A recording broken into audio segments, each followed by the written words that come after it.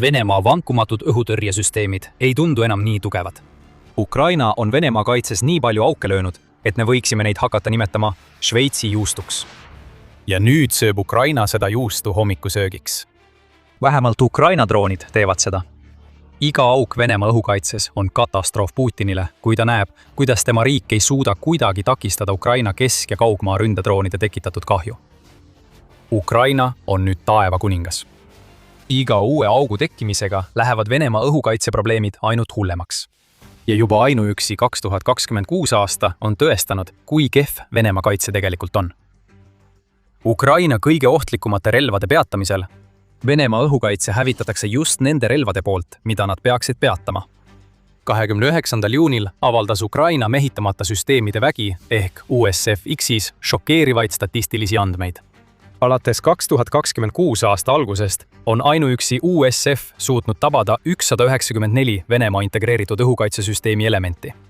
Element on üsna ebamäärane termin, kuid võime eeldada, et see hõlmab kõike alates õhukaitsesüsteemidest endist, nagu S-300 ja Pantsir, kuni radariteni, mis varustavad neid süsteeme vajaliku teabega, et sihtida korralikult lähenevaid ohte. See tähendab, et keskmiselt hävitatakse kuus veidi üle 32 õhukaitseüksuse, mis tähendab, et Ukraina hävitab iga päev vähemalt ühe Vene õhukaitseüksuse. See on Venemaa jaoks kohutav. See näitab, et droonid, mis on juba Putini vägesid laastanud, muutuvad üha tõhusamaks nende õhukaitsesüsteemide vastu, mis peaksid need taevast alla tulistama. Ainuüksi juunikuu numbrid on juba piisavalt halvad ja need tõestavad, et meie keskmine hinnang pole kuigi palju mööda. USF suutsid ainuüksi juunis hävitada 31 Vene õhukaitse sihtmärki, mis näitab sügavamat tungimist Vene tagalasse ning sellel on tohutud tagajärjed mitte ainult Venemaale endale, vaid ka kogu sellele territooriumile, mille Putini käsilased on Ukrainas okupeerinud. Ja kui viimane nael Vene õhukaitse müüdi kirstu, avaldas USF, et alates 11. juunist 2025, mil üksus loodi, on hävitatud kokku 276 Vene õhukaitsesüsteemi. See on huvitav number. Kui lahutame 2026 aasta esimese 6 kuu jooksul hävitatud 194 süsteemi koguarvust 276, saame tulemuseks 82 õhukaitseelementi, mis hävitati 2025 aasta teisel poolel. Me ütlesime teile, et Ukraina on oma õhukaitsekampaaniat tõhustanud ja see ongi tõestus.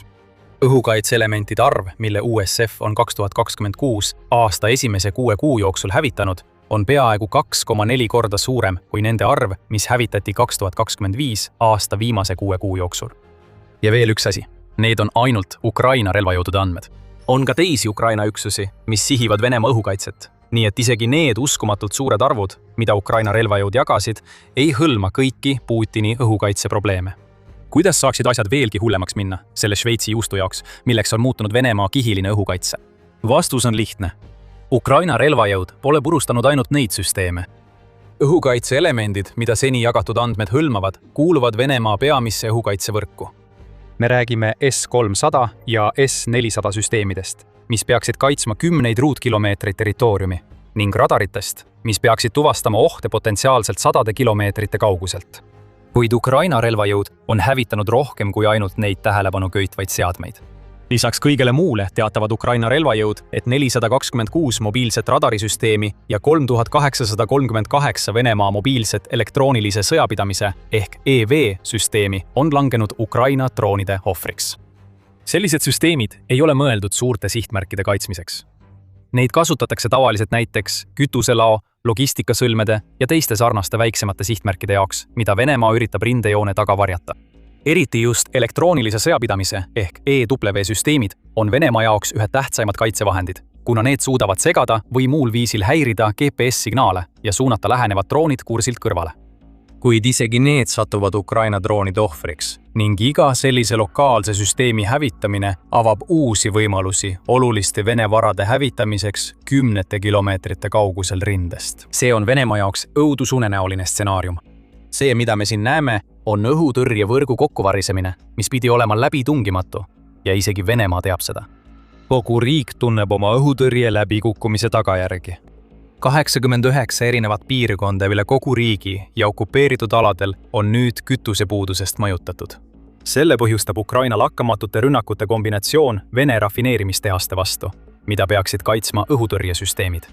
Ja need rünnakud kütuseautodele, mida elektrooniline sõjapidamine ja kohalikud radarid enam kaitsta ei suuda. Saame kõige selgema ülevaate Ukraina geniaalsest strateegiast Slavjanski naftatöötlemistehase rünnakust, mida Ukraina tabas 28. juunil ja mis põles 2 päeva, kui RBC Ukraina sellest 29. juunil teatas.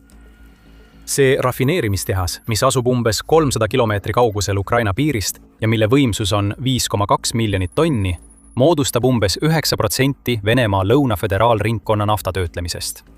Ukraina jätkab selle rafineerimistehase ründamist.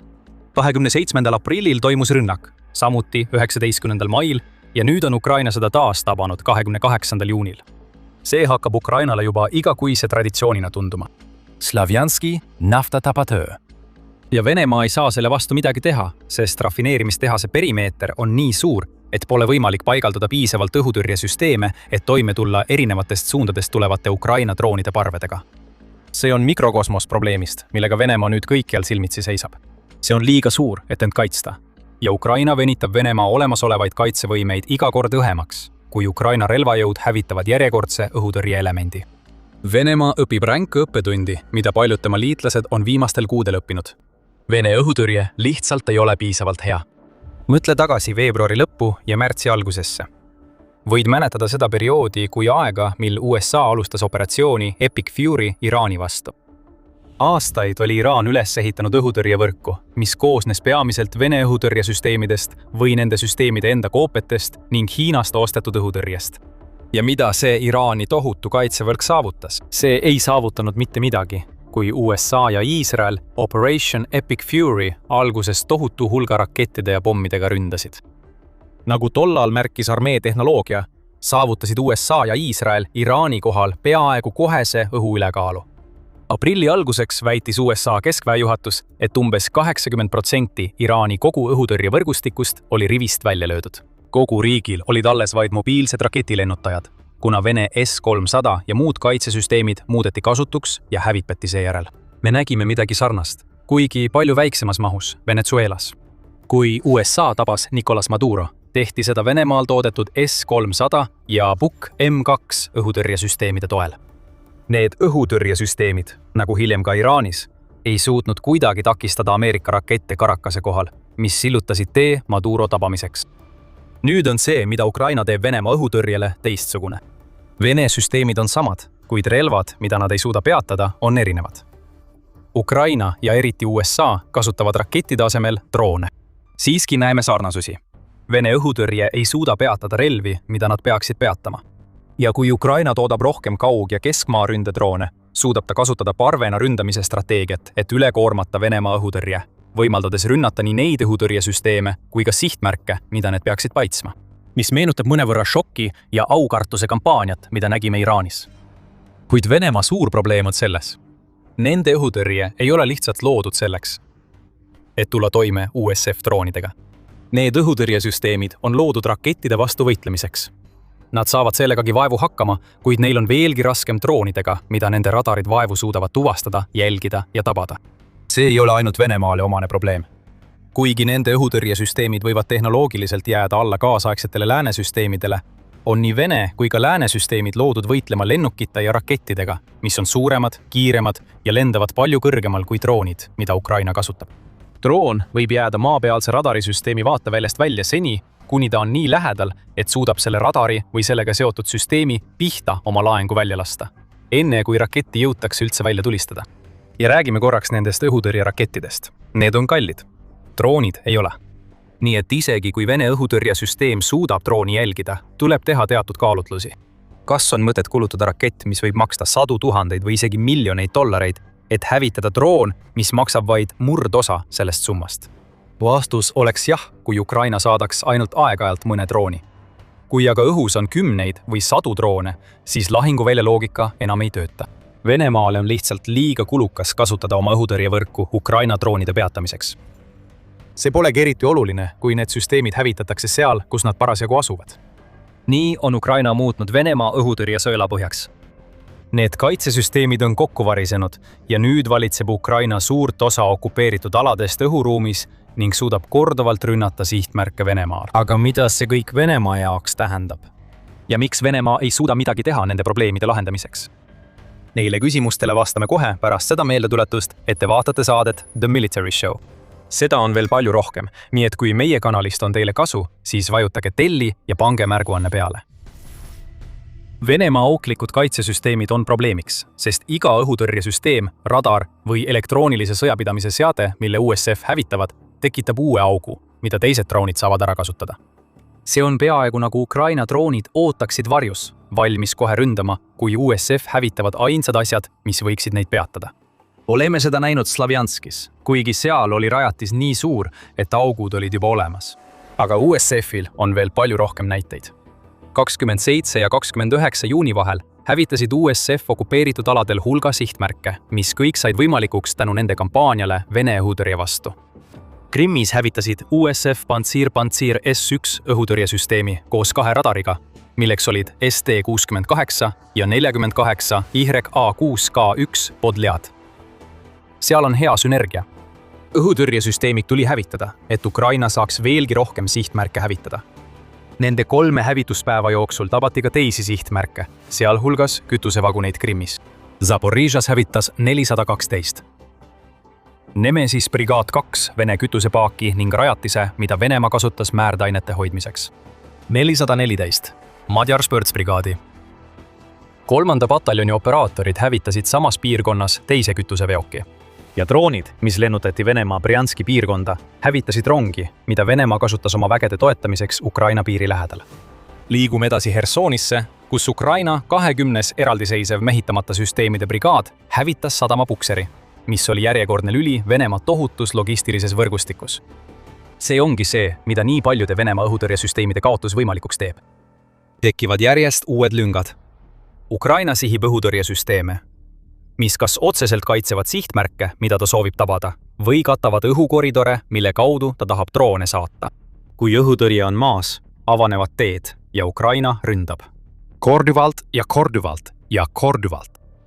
Kõik need rünnakud toimusid 3 päeva jooksul. 2026 aastal tervikuna oleme näinud, kuidas Ukraina on oluliselt suurendanud nii oma kesk- kui ka kaugmaa rünnakute strateegiaid. Ja see kõik on tingitud Venemaa õhutõrje kokkuvarisemisest. Juunikuu alguses teatas Ukraina kaitseminister Mihhailo Fedorov, et Ukraina oli mais võrreldes aprilliga 2-kordistanud edukate rünnakute arvu, mis viidi läbi üle 50 kilomeetri kaugusel rindejoonest. See 2-kordistumine oli osa järjepidevast kasvust, mis on toimunud alates 2026 aasta algusest. 22. juunil teatas Sõjauuringute Instituut ehk ISV, et Ukraina on teel kordama oma maikuu tulemust, mil Venemaa vastu viidi läbi 210 keskmaa rünnakut. IS-Tablek aruandajaks oli Ukraina juunis jõudnud 145 rünnakuni. Meil pole veel kuu lõplikku arvu teada, kuid on peaaegu kindel, et see jääb üle 200. Ka Venemaa ei tee kaugmõjutusrünnakute osas palju paremini. UNM teatab, et juunis tabas Ukraina 11 erinevat naftatöötlemistehast ja 8 sõjatehast Venemaal, mitmeid neist korduvalt. Oleme näinud ka seda, kuidas Ukraina ründab rajatisi Moskvas ja selle ümbruses, mis peaks olema kogu Venemaa kõige paremini kaitstud piirkond. Penage selle kõige eest Šveitsi juustu. USAF lõi augud sisse ja siis lükkas koos teiste Ukraina droonijõududega mehitamata õhusõidukid otse neist läbi. Muidugi on kogu selle keskmes Krimm. Nii muljetavaldavad, kui need rünnakud Venemaa sees ja teistel okupeeritud aladel ka poleks, teenib enamik sellest, mida Ukraina droonijõud praegu teevad, laiemat strateegiat Krimmi isoleerimiseks ja ebaseaduslikult annekteeritud poolsaare Putini kontrolli alt vabastamiseks. Nii palju sellest, mida Ukraina nüüd Krimmis ja selle ümbruses ründab, on saanud võimalikuks tänu Ukraina mehitamata süsteemide vägedele ja nende kampaaniale Vene õhutõrje vastu. Kertši väina ületus ja praamid, mille Ukraina seal on rivist välja löönud, poleks muidu võib-olla üldse pihta saanud. Ukraina kampaania kütuseveokite hävitamiseks, mis suunduvad Krimmi, töötab, sest Venemaa õhutõrjevõrk on nii auklik, et keskmaa ründedroonid saavad hõlpsasti läbi suure osa okupeeritud aladest lennata. Kui sellele kõigele lisada veel tõsiasi, et need õhutõrjesüsteemid polnudki algselt droonide vastu mõeldud, siis ongi tulemuseks katastroofi retsept, mis surutakse Krimmi okupeerijatele jõuga peale. Krimmi linnas Sevastopolis on välja kuulutatud eriolukord, kuna Ukraina droonid ründavad ja poolsaar kannatab kütusekriisi all. Kõik see on kujunenud kuude jooksul, mil Ukraina relvajõud on hävitanud Vene õhutõrjesüsteeme. aga kuidagi on Venemaal veelgi suuremad probleemid. asi pole ainult selles, et Ukraina relvajõud hävitavad õhutõrjesüsteeme sadade kaupa või et need süsteemid pole isegi mõeldud selleks, millega Ukraina Venemaad ründab. Venemaa jaoks on palju hullem probleem see, et nad ei suuda isegi auke juustus täita. Iga auk, mille Ukraina lööb, jääb kas igaveseks või saab Venemaa selle täita ainult sellega, et lööb uue augu kusagile mujale. Ja põhjuseks on see, et Venemaa ei saa enam õhutõrjesüsteeme kätte. Euroopa Poliitikaanalüüsi Keskus ehk SEPA kirjeldas Venemaa õhutõrjet kui kulunud ja nõrka 3. juuni artiklis. See tõi näiteks Ukraina droonirünnaku Peterburis, mis toimus samal päeval, märkides, et vähemalt 50 Ukraina drooni suutsid kohale jõuda, tiirutata ja seejärel rünnata erinevaid sihtmärke, sealhulgas Vene korvetti ja naftahoidlaid. Seba väidab, et Venemaa toetub endiselt liiga palju elektroonilisele sõjapidamisele, ajal, mil Ukrainal on tehisintellektiga droonid, mis suudavad sellistest süsteemidest üle olla. Bürokraatia koos vajadusega piiratud arvu õhutõrjesüsteeme pidevalt ümber paigutada aitab kaasa nendele lünkadele, mida me näeme, sama palju kui Ukraina droonid. Ukraina järjekindlus ja droonirünnakute järk-järguline suurendamine on paljastanud Venemaa kaitsenõrkused ning Venemaa on tehnoloogiliselt liiga kaugele maha jäänud, et midagi tõhusat ette võtta. Venemaa ei suuda isegi oma olemasolevaid õhutõrjesüsteeme juurde toota. Vähemalt ei suuda ta toota sellises mahus, mis oleks ligilähedanegi Ukraina süsteemide ja radarite hävitamise tempole. Ukraina 413 mehitamata süsteemide polgukomandör, kelle kutsung on Charger, ütleb, et Venemaa ei saa kätte mikrokiipe, mida ta vajab oma rakettide ja radarite jaoks. Kuna see on napp ressurss, on see väga kallis ja isegi kui nad viskavad tootjale kotitäie dollareid, ei teki õhutõrjesüsteemid lihtsalt niisama, sest mikrokiipe pole. Pole olemas sellist seadet, kuhu paned raha sisse ja mis annab sulle mikrokiibi, mis juhib õhutõrjeraketti, ütleb Charger. Selle eest võib Venemaa tänada lääne sanktsioonide järk-järgulist mõju. Venemaal ei ole võimatu saada kätte vajalikke kiipe, kuid neid kiipe saab harva otse osta, mistõttu peab Venemaa maksma kolmandatele riikidele ülemäära palju kiipide eest, mis jõuavad kohale aeglasemalt, kuna neid tuleb saata üle kogu maailma, et Venemaa saaks sanktsioonidest mööda hiilida. See probleem koos Ukraina drooniparvede tohutu suurusega tähendab ka seda, et Venemaal hakkab nüüd õhutõrjerakettidest puudus tekkima. Seda kinnitab CBS News, kes teatas 17. juunil, et Venemaa seisab juba silmitsi S-300 tõrjerakettide puudusega ning see puudus võib peagi laieneda ka teistele õhutõrjesüsteemidele. Nii et isegi kui Ukraina mehitamata süsteemide väed ei hävita neid süsteeme droonidega, pole paljud neist isegi piisavalt rakette täis laetud, et parve peatada. Ja kui sa paned selle kõik kokku Venemaa tohutu suurusega ning vajadusega kaitsta okupeeritud alasid, saadki aru, miks Sipper nimetas Venemaa õhutõrjevõrku hõredaks. Varemgi polnud piisavalt, aga pärast seda, kui Ukraina mehitamata süsteemide väed Venemaa kaitse hävitasid, on seda veelgi vähem. Ja nii ongi tekkinud auklik kaitse nagu Šveitsi juust. Ukraina mehitamata süsteemide väed jätkavad loomulikult aukude tegemist. See ei ole aeg rahuloluks. Kui liigume 2026 aasta teise poolde, näeme palju rohkem seda, mida oleme näinud aasta esimeses pooles. Rafineerimistehased, õhutõrje, logistika, vägede koondumised ja palju muud on nüüd tabatavad nagu kunagi varem. Ja kui Putin keskendab kõik oma jõupingutused rindekampaaniale, mis läheb halvasti, jätkab Ukraina vaenlase jõudude vähendamist, jättes Vene tagala kaitseta. Venemaa ootab ees veelgi suurem õhutorm ja see, mida Venemaa on seni 2026 aastal talunud, ei olnud sugugi väike. Ukraina on juba vallandanud nii massiivse rünnakutormi, et see varjutas Venemaal päikese. Ainuüksi. 2026 aastal on hävitatud 800 000 sihtmärki, kuna Ukraina jätkab lahinguvälja ümberkujundamist.